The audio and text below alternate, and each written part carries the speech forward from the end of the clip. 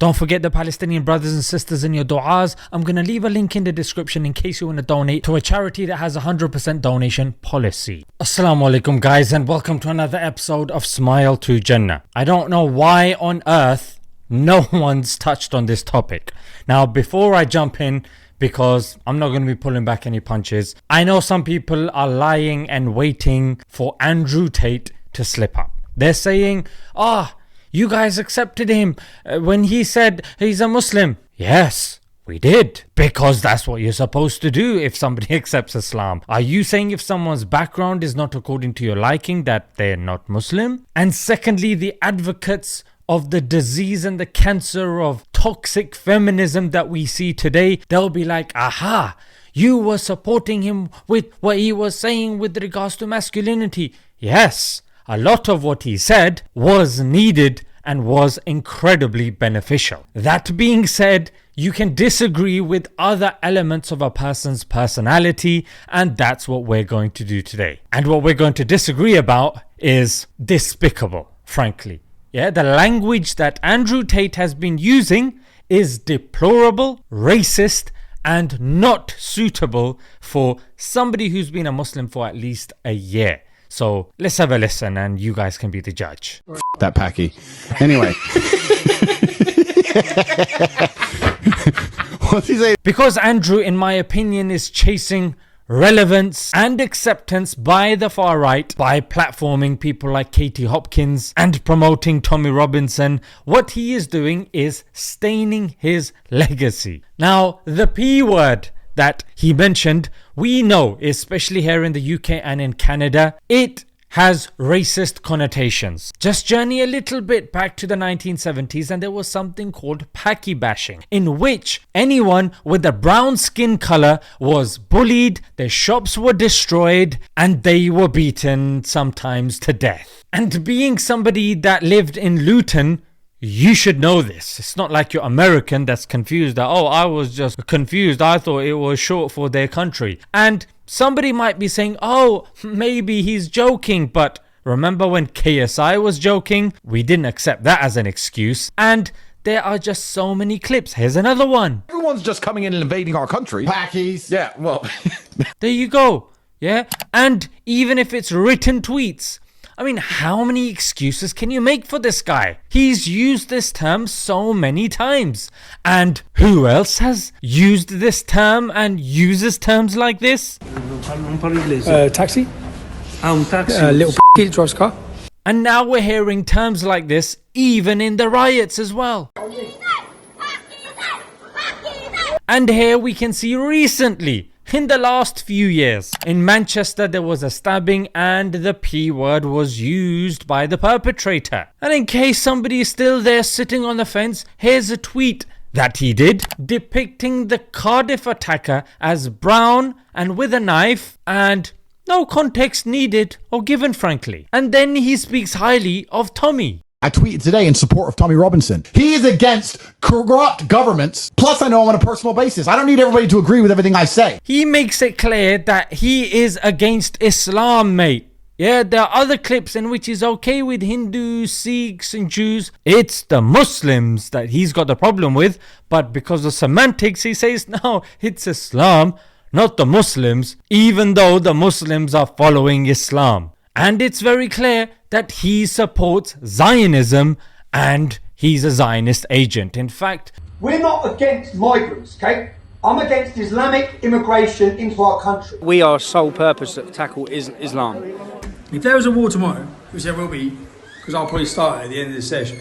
If there was a war and it kicked off, I would be there on the front line fighting for Israel. What to say about Islam and that, innit? Yeah, I have, yeah. Yeah?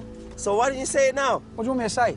Yeah. Ideology, it's got no place. Yeah? It's got no place. the very organization that he started, the English Defence League, you will see that it was initially registered as the English and Israeli Defence League. So much for England looking after our borders. It's all about the UK, mate. No, it's about the UK and Israel.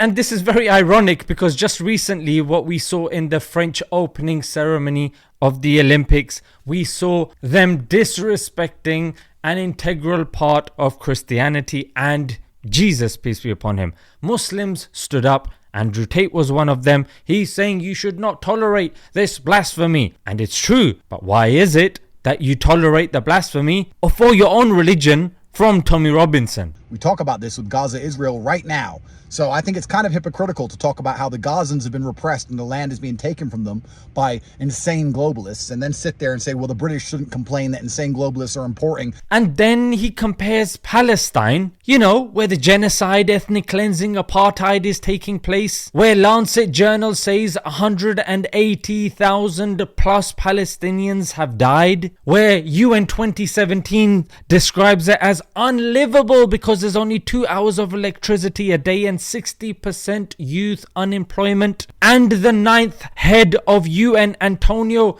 Guterres, said if you want to see hell on earth, go look at the children of Gaza. And Israeli army spokesman Daniel Hagari said the goal there is destruction, not accuracy. How dare you compare what's going on over there to what's going on over here? How dare you? However, this false dichotomy of sides, choose a team, is exactly what the Matrix wants. Because I'm going to tell you what is going to happen. No, I'll tell you what happened.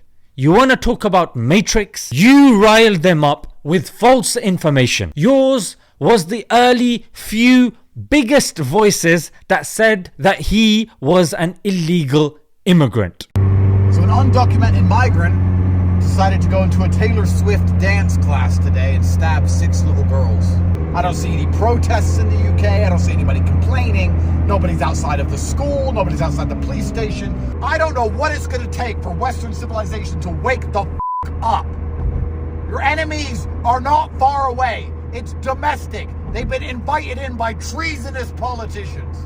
A range of people took part in the disorder, from children to long-term far-right activists. A former head of counter-terror policing says some violence has crossed the threshold into terrorism. In fact, somebody at the prominence of Nigel Farage, even he took news from you and then threw you under the bus. One of the reasons the Southport riots were as bad as they were is we weren't told the truth.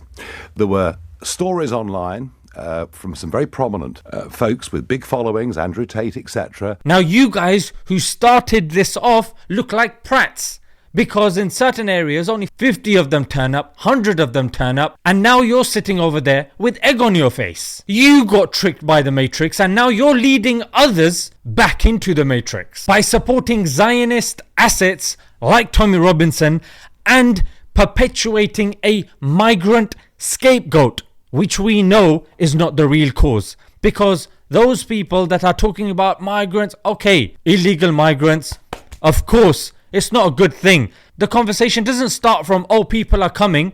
Nothing happens in a vacuum. Why are people coming?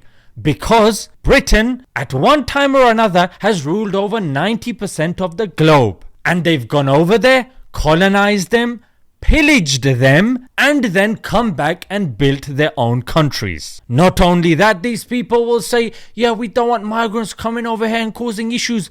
Well, we don't want that either. But you come to our countries and you take the natural resources to pump into your own countries, thereby leaving our countries in ruin. Because you get involved in the politics as well, then you make us hate the color of our own skin, bigging up your own countries, and then out of survival and necessity and post World War II to rebuild your country, because, if I might add, most of the World War I people defending you were Punjabi Muslims. Oh yes, the highest amount of 136,000. In fact, Major Gordon Corrigan, he said Indians saved the empire, and were they not there, Germans would have broken through. In World War II, the second highest amount were the Muslims, who provided the second highest amount of 595,000. So we help you in your world wars. Then, according to the British Nationality Act, you call us over from the colonies legally, so we come and we settle, rebuilding your country,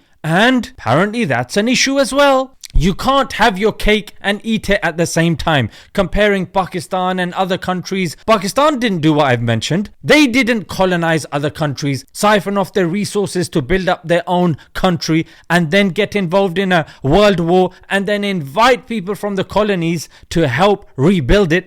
Give me a break. The conversation needs to happen holistically. Are there issues when it comes to migration and the likes? Of course there are. Is that the only issue that should be the reason why people are coming out on the streets and smashing up shops?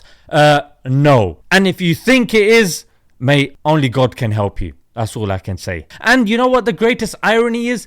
He's hyped up all these people and now these far right individuals are turning against him. Read this tweet. Oh, he's disappointed that they are turning against him. Oh, okay. So much sympathy coming your way, Andrew.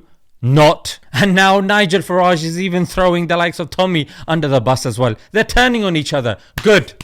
Good on you, mate. And hopefully, Andrew, this will be an awakening for you. That these people that you are looking towards for acceptance, they will never accept you. So the only one you need to be true to is God. For if you fix your relationship with God, Allah, then Allah will fix your relationship with the people.